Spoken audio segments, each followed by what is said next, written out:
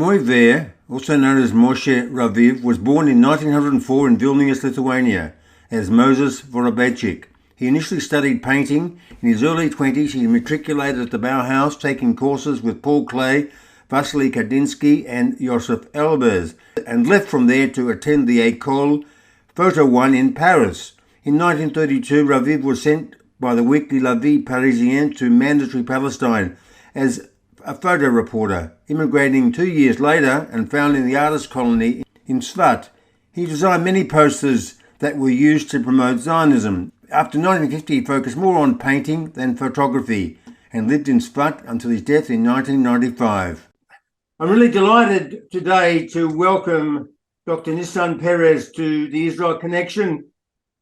And we're talking about an artist, an extraordinary artist, Moï Ver, also known as Moshe Raviv, and originally Moshe Vorobeichic. Now, you're the man to talk about this great artist.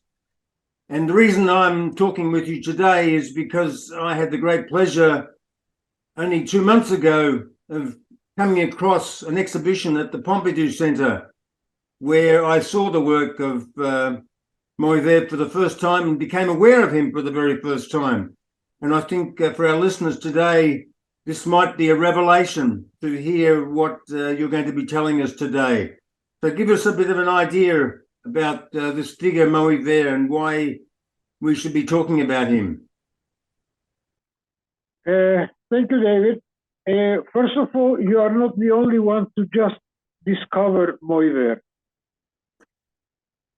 For a long time, for decades actually, he totally vanished from the radar of the art world. For a very simple reason, that at some point he moved to Palestine in 1934, he changed his name, and so he disappeared.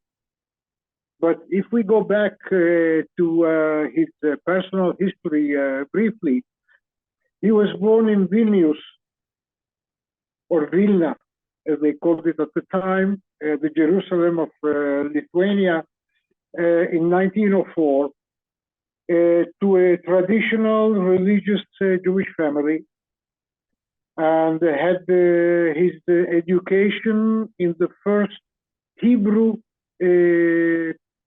school ever that was opened outside Palestine. And he was religious, he was a Zionist by formation. He spoke already Hebrew, Polish, Russian, French, and German. So his education was really, I would say, very broad.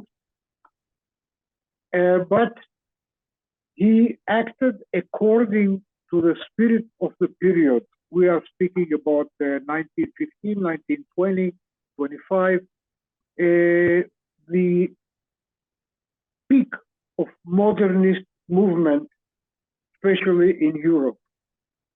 And modernists at the time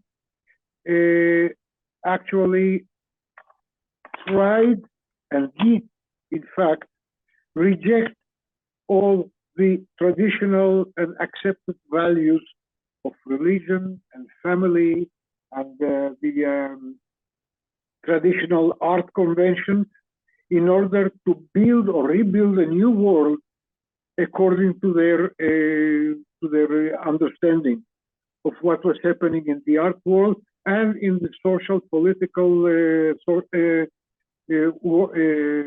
areas in general. So Moï Ver, who already, or Moshe Vorobeichic, as he was called at the time at least, who already studied art and was a painter, applied to the Bauhaus and was immediately accepted.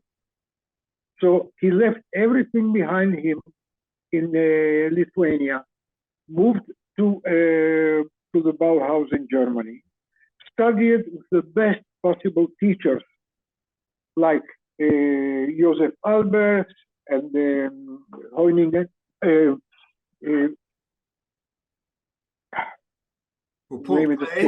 Paul Klee.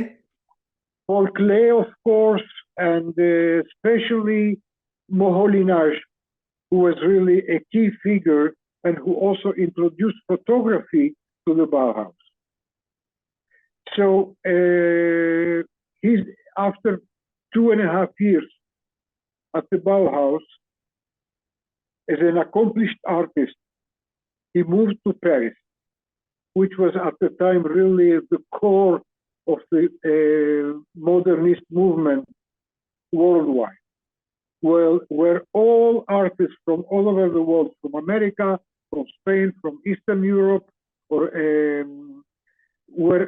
really running to be there and to create. And then he met also many of the very important artists at the time. And they were all frequenting the same cafes in Montparnasse in Paris. And so he continued photography rather than painting or drawing. And at the time, he was really considered as one of the most important photographers active in Paris. And especially his first book, his first two books actually. One of them was about the ghetto lane in Vilna, and the second one was about Perez. The first one was about the Jewish life in the Vilna ghetto. The second one was already a more international vision, a modernist vision of Paris as he conceived it. So beyond that, he was working also for many magazines, and he was already planning a third book that was never published because of, in the early 30s, because of the situation in Europe, especially what happened in 1933 in Germany. And that's when also he decided that in 1934, he would leave Europe and move to Palestine. He was already once in Palestine in 1932, 2 years previous to that, because he was sent by one of the magazines to make a documentary photography project in Palestine. I mean, we are speaking about the years before the State of Israel. Yes. So this is, I think he was also a very intelligent man. I never met him, unfortunately. But he passed away in 1994. But the issue is, he must have been a very intelligent person, and very early he understood what was happening in Europe. And that was the reason he decided to move to Palestine. Because when the Holocaust came, his entire family disappeared. His two sisters and brother, his parents, grandparents, everybody was killed during the Holocaust. So he was the sole survivor of his family, yeah. You are the keeper of what's called the Moï Ver archive. Right. Now, this is something that you came across very fortuitously. It's like suddenly a suitcase with so many negatives of his that were discovered by his son and granddaughter landed on your doorstep. When did this happen? Well, this happened about 6 years ago, or 6 years ago, because I started working as a director of the archive about 10 years ago. And we were all with his son and two granddaughters. We were trying to put some order in the archive and computerized everything, scan all the photographs and so on. But we only had paper print. And we were all wondering what what happens to the negatives. because he was a very meticulous person. So we were sure that they must be somewhere, because the archive was also scattered into 3 different places. And until one day, one of the granddaughters found an old, dusty, dirty suitcase.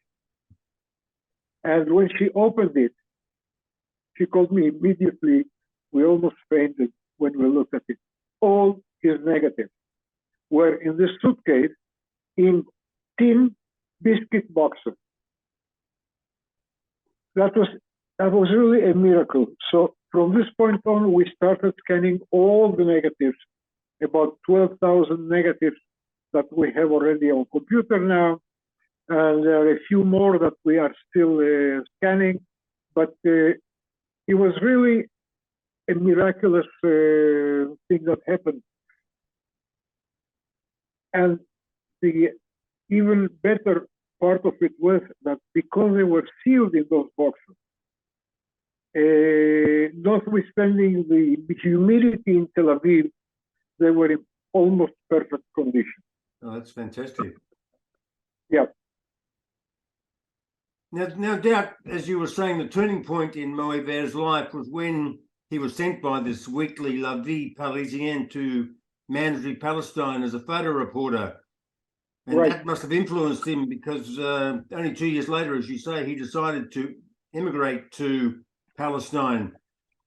Now, when he emigrated, can you perhaps tell us what his focus was in his photographic work? He continued his work. Of course, his pinnacle, as you say, was when he was in Paris, but nonetheless, he continued his work. But what did he diversify his work into? Right. What was he doing when he came to Palestine? Just something, his moving to Palestine was because he was exposed to the Zionist idea. And he already, early in his life, while he was still in high school, he met Zalman Schneer, who later on also wrote the introduction to his Vilnius book. So there was already a connection there that was created very early in his life. But then in 1934, he took everything with him and moved to Tel Aviv. In 1934, Tel Aviv was already the first Jewish city in Palestine. So he started, he continued actually, he continued taking photographs of Palestine, of the life in the country, and also he worked for all the national institutions that the Jewish Agency, the Keren Kayemet, the Keren Hayesod, and also for the Histadrut, the Workers' Association, and also for some of the political parties. He created photographs. He used those photographs in the publications and the posters, advertising posters he created for those institutions. So the mythological Aleph of the party was created by him in the very early poster for for the elections that were held from the 1930s on in the country. But he also he went to the kibbutzim, documenting the life there. He documented building construction workers. He documented industrial sites. And among others, the creation of the Tel Aviv port, where he made several photographs, but organized them in photomontages, which are quite interesting. So this was between 1934, the moment he arrived, until 1950. In 1950, he decided that he would go back to his first love, which was painting. And then he moved to Tzfat. He bought a house there.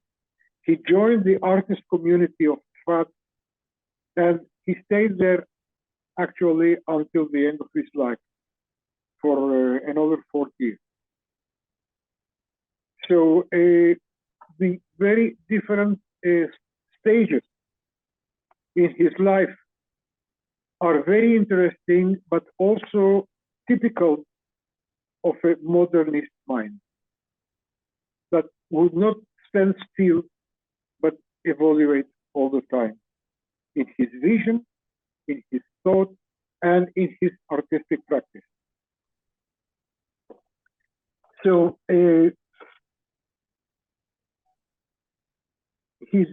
one thing I can mention to you, we've spoken about him having 3 different names, but briefly, when he got to Palestine, he actually changed his name yet to another name, which is the Hebrew word Ankorion, which is the literal translation of his original name, which means little sparrow. Right. Well, this was for a very brief period, because he chose the word Ankorion. But then in the government, there was no government, but in the political circles at the time, there was another man called Ankorion, and he said there couldn't be 2 of us. So he decided to change it to Raviv. But Ankorion was actually the Hebrew translation of Vorobeichic, small bird. Yes, as I was saying. Yeah. Now, if we look at what have been expositions of his work, you just mentioned the 3rd book that never really got published was a book called Curator. Exactly. Yeah, which is, but it's quite a fascinating layout. His kind of modernist avant-garde approach to art was expressed in the way this book was published. I believe this was actually exhibited at the Fondation Henri Cartier-Bresson in Paris in 2012. Right. And it is now at the Pompidou as part of the exhibition. Actually, the Pompidou acquired it, the entire set. All right, okay.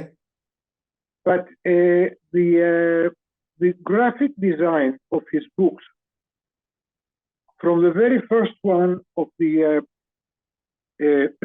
of the Vilnius ghetto book, and the Paris book, and Curator, the 3rd one, were all done by him.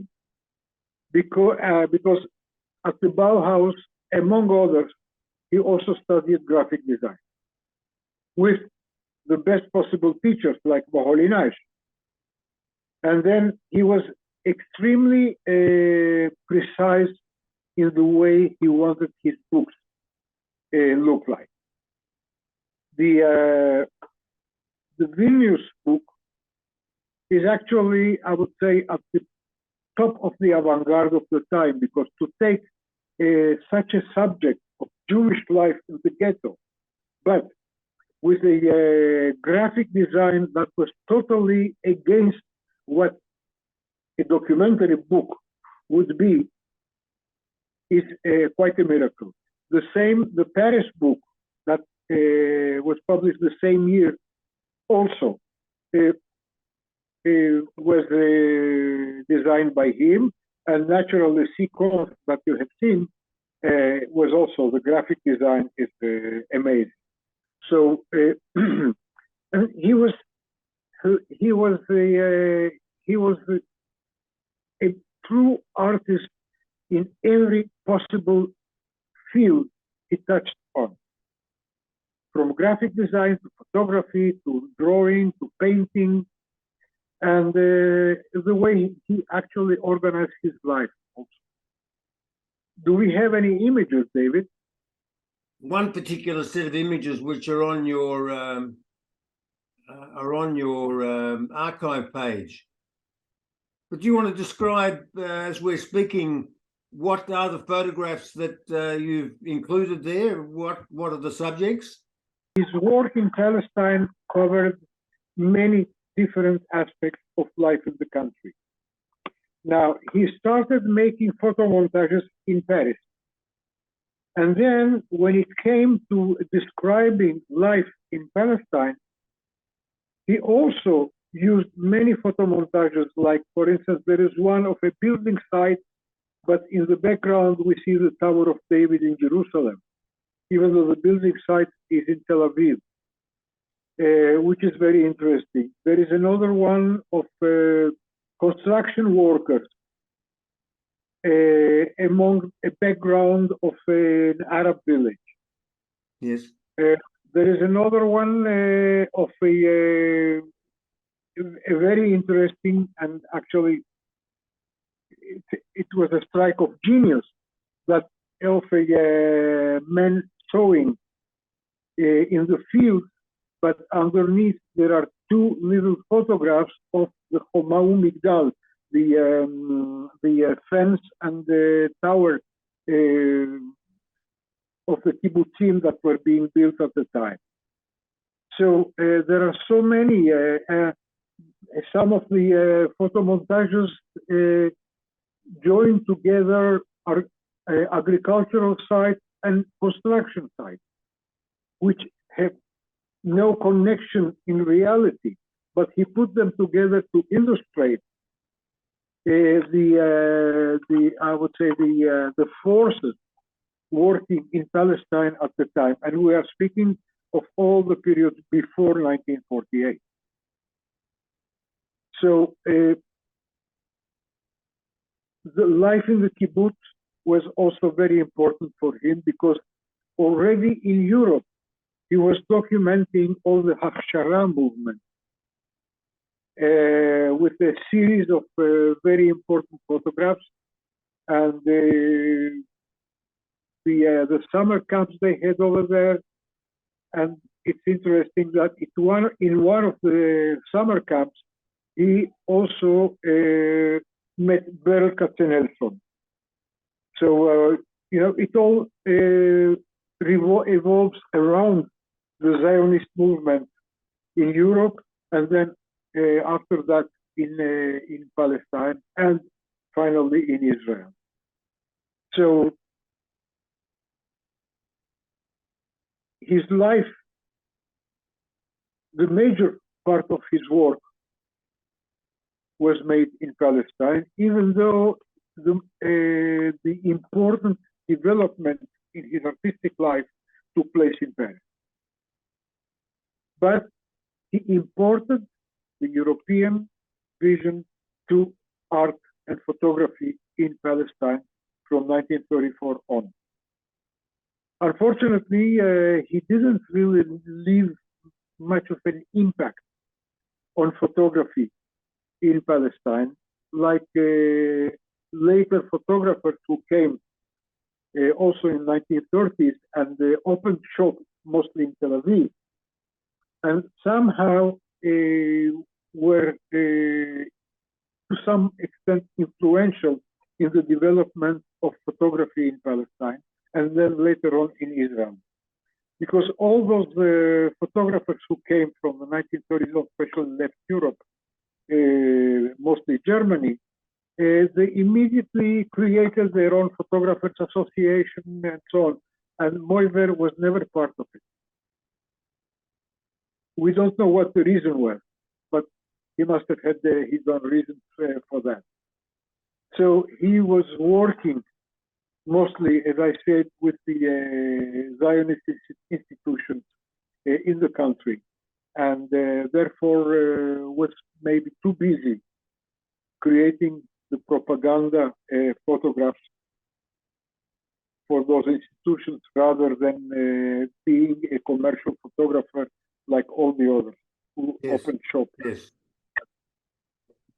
Now, looking through the developments of exhibitions, as I was saying before, I think were you creating the exhibition that took place in the Haifa Museum in 2015? Was that something that you were involved with?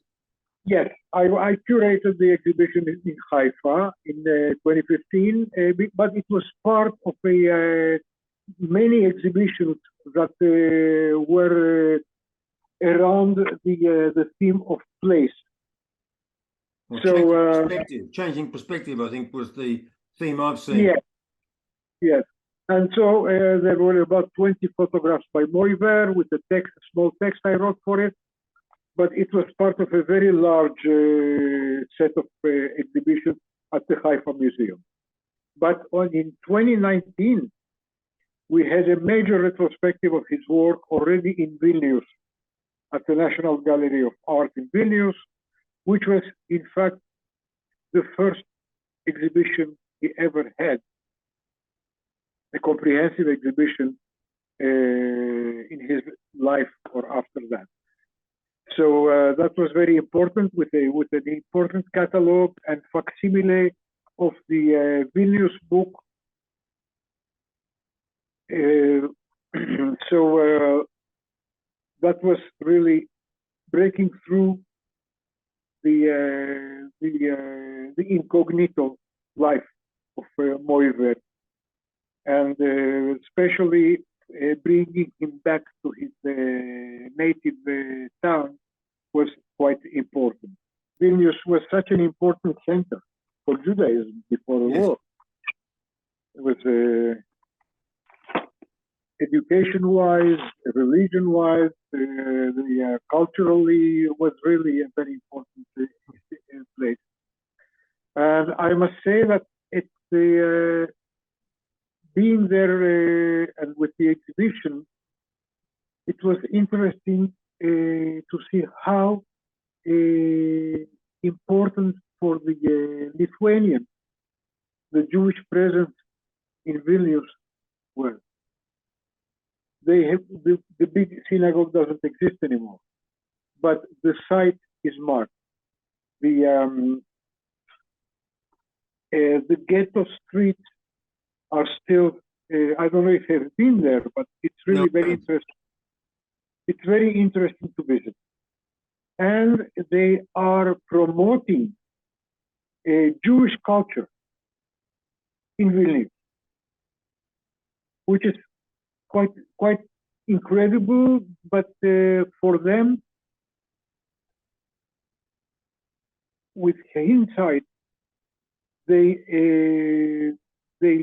understand that the fact that the Jews have left was a major loss for Lithuania. Do you know? So I was going to ask you. Do you know about their great hero that they have statues in Lithuania celebrating Jonas Noreka? You know the story behind him? Yep. And the film that was made by his daughter, who thought her grandfather was a national hero in Lithuania. Mm-hmm. So you know all about that. So there's a lot of hiding things under the carpet in Lithuania. People who were deemed to be national heroes who were actually Nazis at heart. Yep. But today things have totally changed. Now, when we had the exhibition in Vilnius in 2019, one of the patrons, I would say, of the exhibition was the Minister of Culture, the Lithuanian Minister of Culture. And I was stunned to find out that he was a Yiddish scholar. He reads, speaks, and writes fluent Yiddish, and he teaches it at the university.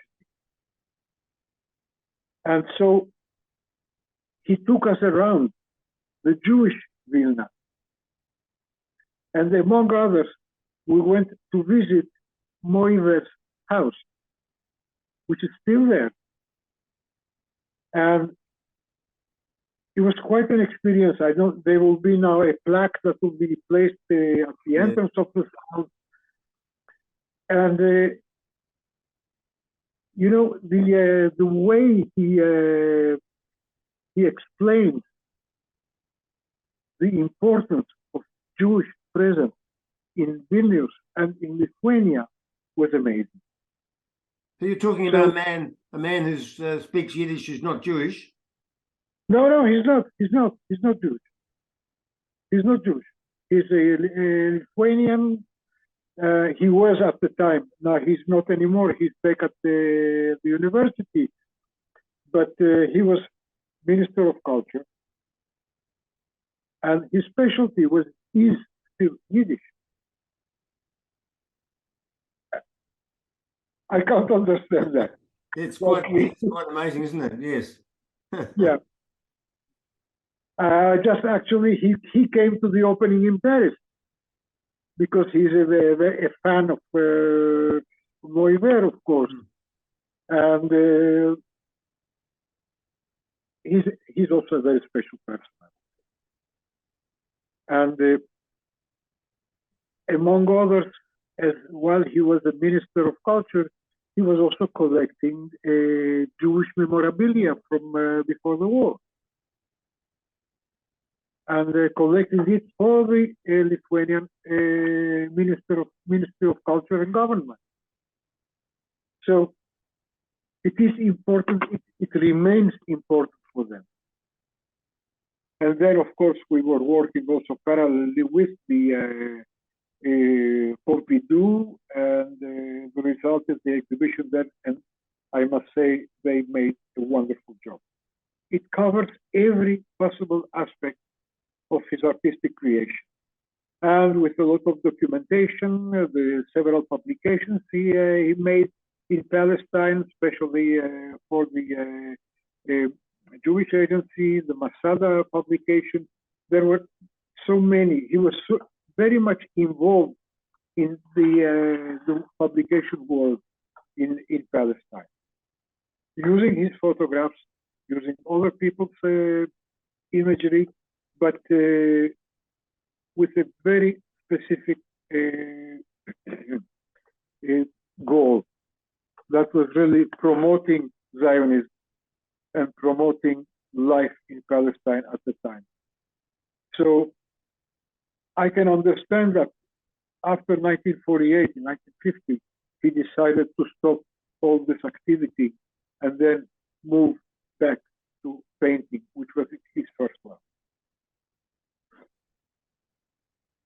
Now, this exhibition at the Pompidou is going to travel after that to be in Warsaw later this year, and then Yes. will be in Israel, in Tel Aviv, come next year. I believe it'll start in March next year. So anybody who's listening to this show who will be in Israel between March and July next year will be able to catch this extraordinary exhibition. Yes, and then, well, with the exhibition in Tel Aviv, we will make a few changes because we want to add more material from his Palestine years, Okay. which was only a small section in the Pompidou exhibition.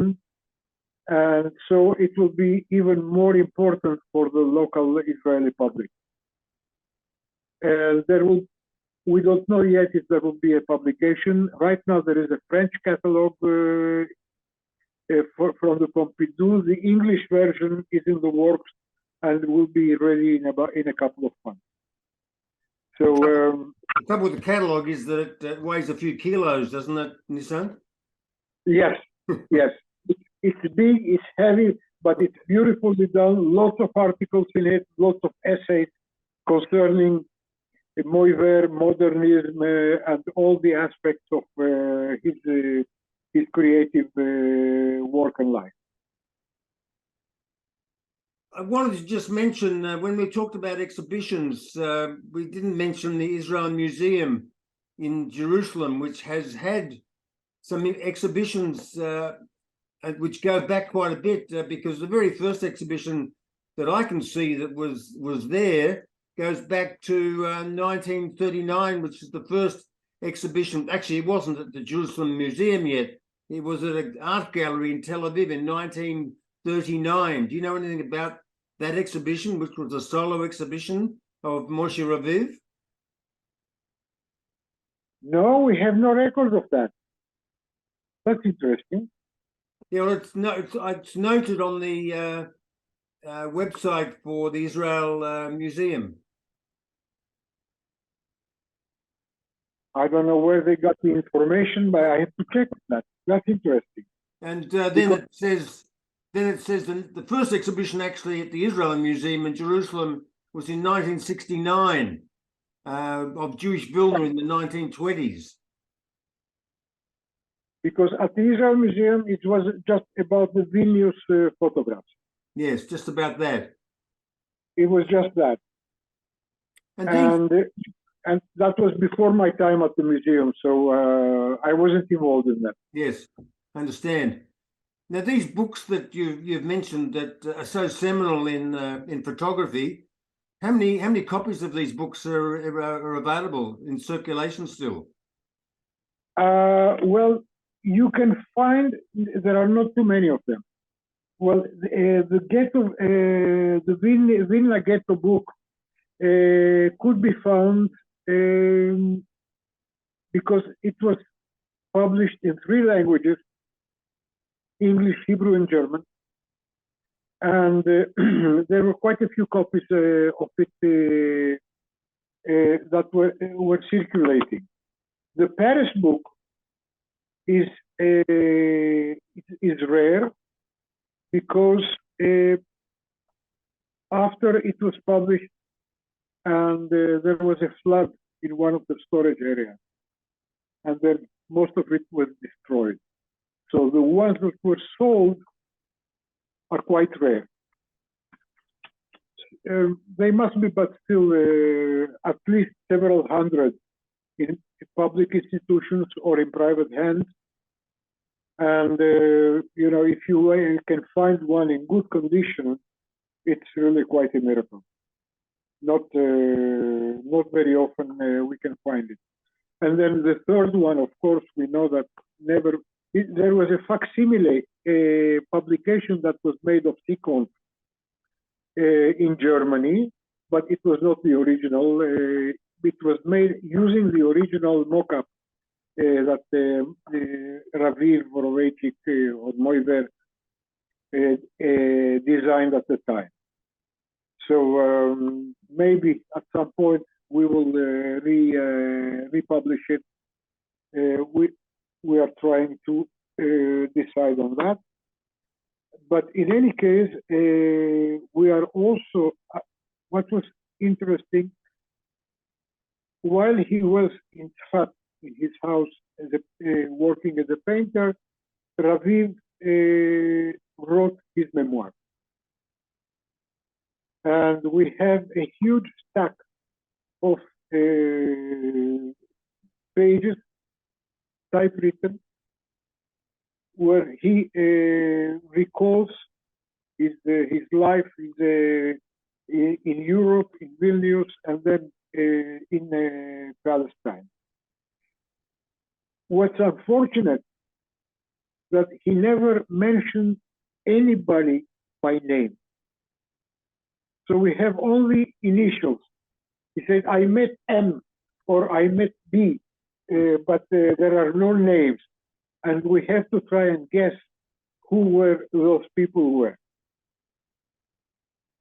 There are quite a few mysteries. How come from Moshe Vorobeichic he became Moï Ver? Well, we know exactly why. Because when his Vilnius book was published on his original name, Vorobeichic, but the Perez book, which was an art book at the time, he was just about to publish it, and his very good friend at the time, André Malraux, later to become Minister of Culture in France, said, well, listen, Moshe Vorobeichic doesn't sound very artistic, so you should try to find another name. and he decided to go for Moï Ver. Now, was it because he met Man Ray? We don't know. But we know that they were frequenting the same cafes in Paris, in Montparnasse. So it's a possibility. It's a speculation, but at least there is something we can hang on it. But otherwise, we don't know who the other people he mentioned in his memoirs were. We will try to figure it out. But at some point, we do want to publish his memoirs because they are important for the art world and for the society in Palestine and Israel. He was an important figure that was forgotten, and so we have to bring him back to the consciousness of the art world in general, and the Pompidou exhibition has done it by now. But also to the Israeli public. So we have a lot of work ahead. I mean, it's not easy working with such a large archive because there are lots of paintings and posters. And we are trying to have more exhibitions. We will see if we can pull it off. An exhibition in the US would be interesting to have, even though I'm not sure any of the museums over there will be interested in this European photographer. But you never know. There might be someone who would wake up and then try to have an exhibition of this one, which is really, as you say, seminal and very important in art history. When I saw the exhibition in Paris, I must say that because he was so obviously a Zionist, and given the political environment these days in Europe, I would have thought that there might be some reaction to a Zionist being given such prominence at the Pompidou, but there hasn't been any of that? No, not at all. Not at all, because he is considered an important figure, and the Zionist part of his work is only one of the aspects. So, especially, you know, his documentation of Poland, of Polish Jews, and the Vilnius and the Lithuanian Jews, and of course, Perez, the two books, make him really a central figure in European art. So, well, after 34, whatever he did was accepted as part, and also his vision didn't change. That's what is so important. The vision he developed in the Bauhaus, then in France, was already applied in what he did in Palestine. So, you know, he was, you saw at the exhibit, there were posters over there. A few of the paintings were shown also, even though not enough, in my opinion, but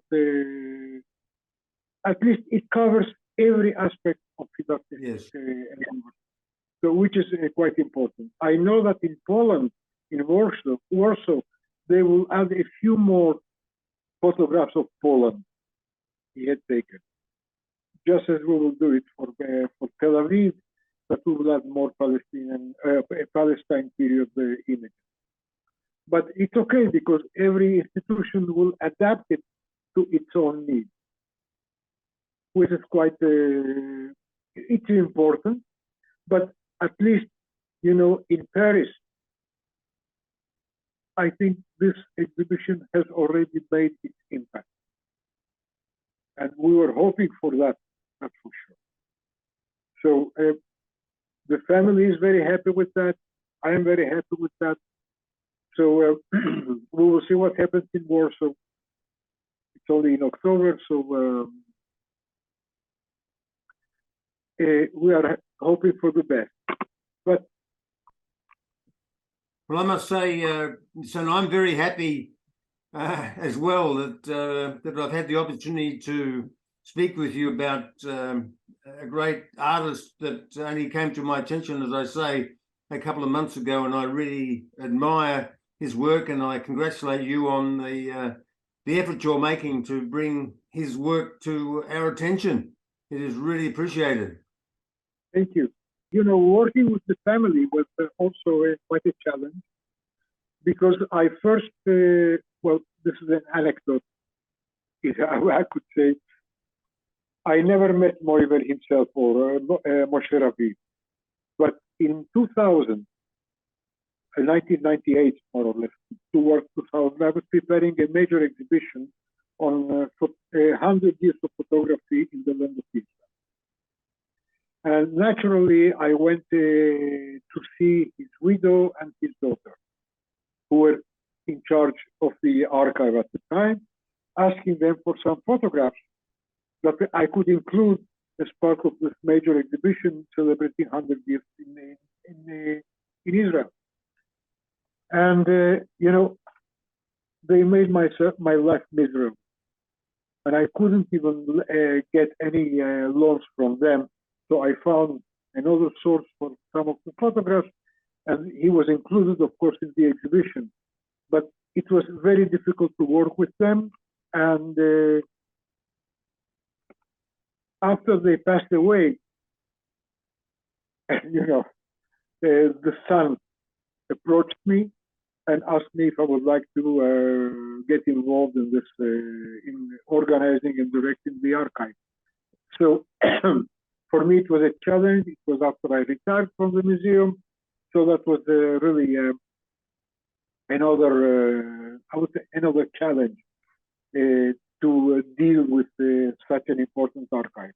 And of course, to bring it in also to the attention of the Israeli public, but also worldwide. So we are still working on that. The work is not done. It takes a while. But at least the Paris show will be a major step toward bringing it back to the attention of the art world.